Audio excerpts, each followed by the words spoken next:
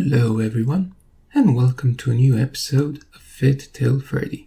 As always, I am your host Tudor, and thank you for joining me each Wednesday to learn about cognitive biases and how to overcome them. Or at least that is the usual topic. For this episode, however, I was thinking of doing something completely different from our usual discussions and talking a bit more detail about my vacation and what I learned, dietarily speaking, from it. I will start with the usual weekly weight loss progress.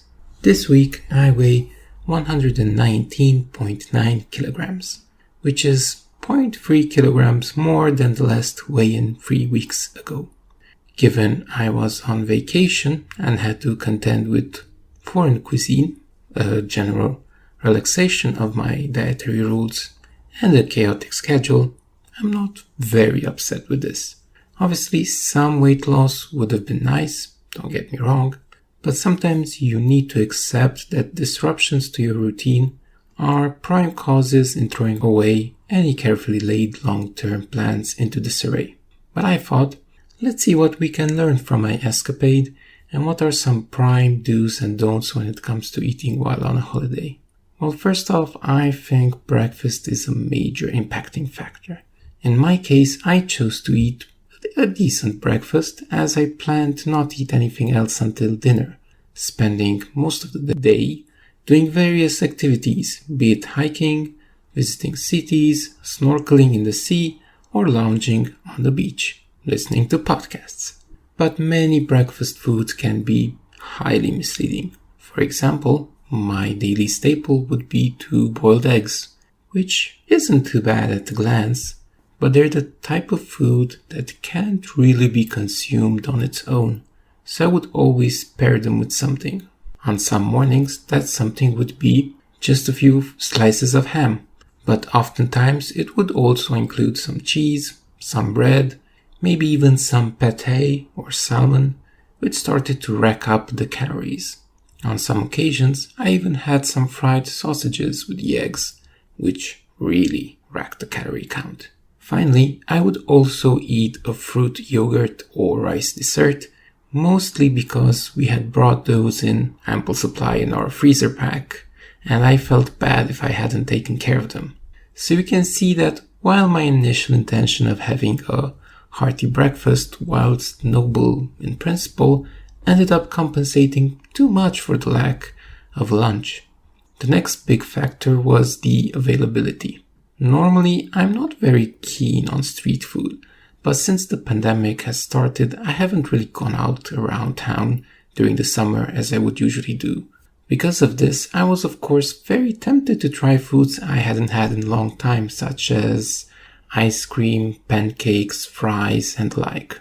These of course ended up being midday snacks that weren't planned and contributed even more to the overloaded daily calorie intake. Perhaps the final nail in the coffin was the fact almost all dinners were restaurant meals. This was a practical limitation, as taking the time to cook our own meals each day would have sacrificed too much time that was spent enjoying the holiday. So I don't regret eating out. I know it was the best decision at the time, but I don't think I am making a scientific breakthrough by stating that restaurant meals are highly caloric when compared to their homemade variants. For example, one evening at a nice restaurant had a finely roasted slice of pork with French fries and some vegetables. Sounds okay, right? Well, the meat had an enormous cube of butter on it that you were supposed to spread evenly on the meat. Apparently it was a local tradition. That butter alone is probably around 300 to 400 calories by itself. The fries are obviously soaked on some cooking oil, most likely palm tree oil, and even the poor vegetables are sautéed with, you guessed it, butter.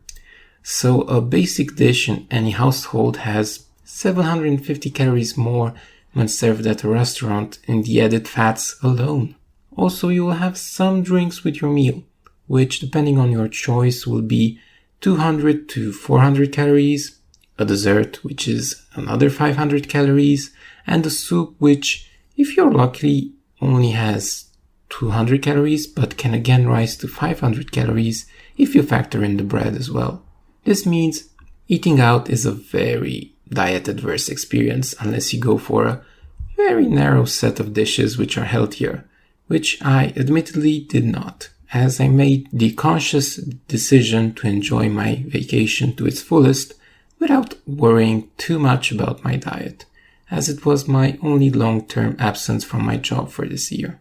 Was this the best decision, given my current weight versus my weight before the holiday? Of course not, but these things are always easier to see when you have the benefit of hindsight. So I hope you had something to learn from my personal experience, but in the tradition of the previous episodes, I feel it wouldn't be proper to end the show without at least giving you some tips on what you should do during a vacation if you don't want to mimic my experience. First off, always keep plenty of water on you and try to drink it regularly. I do this, for example, when I am on hiking trails, and it is a godsend. Why? Well, the heat combined with the effort will make you feel thirsty often, and keeping hydrated will also stave off any hunger pangs you might be having. Most of the times when we feel hungry, we are in fact dehydrated and misinterpreting it as hunger, tricking ourselves into eating when we don't have to. The real tip here is to take this habit that, like me, you are aware of when going in the woods or up mountains, and applying it when going for a walk on the seashore as well. After all, no other place makes us sweat more than the beach. So the next time you are tempted to buy a soda or an ice cream, reach out for your water bottle instead, and it will make a real difference in the long run. Another thing to try is to avoid sauces and dressing whenever possible. As they are packed with fat, they will often be the largest caloric contributor to a meal by far, especially when the base dish was healthy to begin with, like a salad. Even when eating at a restaurant, you'll often receive sauces in a bowl at the side, and if this is not the case or you are unsure, you can always specify that you do not want the dressing when ordering the dish. You might be tempted to use the sauce, after all, you already paid for it, and it complements the dish so well, but just like using too much salt, using all these sauces is an acquired taste, one we can adjust in the other direction as well. Another similar tip would be to choose cooked or grilled over fried and battered whenever possible.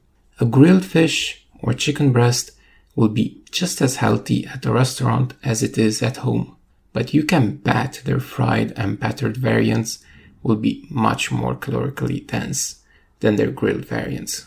Likewise, steamed rice with vegetables will beat French fries, and light fruit dessert will be the safer option instead of cream-heavy pastries. Something else to keep in mind is that often restaurant portions are way too big for the average individual or below, so this is a case where sharing is indeed caring, as you can choose to order one dish and share it with your holiday companion. This works especially well with desserts, since you might often have the craving for something sweet at the end of a meal, but not really have the stomach for a full portion. If your table friend is like-minded, they will relish the opportunity to enjoy dessert as well. Just make sure to order 2 sets of cutleries for the dessert if you don't want to share the teaspoon as well. One thing that I also noticed really affected my eating behavior is sleep. Whilst intuitively you might not think there is any direct link between sleep and caloric intake, there have been plenty of studies that have shown that on average people eat around 400 calories more than usual in the days after suffering partial sleep deprivation, a fancy term to denote you didn't sleep enough. The reasons behind this are diverse, but mainly when you are groggy from lack of sleep, your frontal cortex, or the most recent area of the brain, is the most impacted. This is the area that is responsible for all the high-minded actions that we commonly associate with humans, such as long-term planning, discipline, and other traits that require more abstract thinking. When this area is sleepy, all of your willpower in maintaining a diet, especially on holiday, is affected massively. This means lapses in judgment, cravings, and temptations will be more likely to circumvent whatever system you have in place that keeps you on track with your diet. For me, the first few nights in a new place are always harder, regardless of how good the accommodation is, as I'm too used to my bed at home. So in my case at least, there is no quick and easy fix for this issue, but as always, knowing is half the battle, and being aware of this issue can help remedy the dietary side effects of sleep deprivation. If, like me, you also spend a lot of time on your phone right before going to bed, you might also be fooling your body in believing it is still day, making falling asleep that much harder. Instead, try listening to music or podcasts when going to bed for that perfect sleep playlist. To conclude, thank you for listening to this week's episode. I hope you found my holiday dieting rant at least somewhat amusing and maybe even educational in some small measure. As always, if you want to leave feedback on today's episode, you can find the email address in the episode description. There you will also find the links to the podcast Twitter and Facebook, which you can follow to find out when the newest episode is released, as well as the show's subreddit where you can discuss with others your opinions on the subject. Hope you all have a lovely week, and I'll see you next time. Cheers.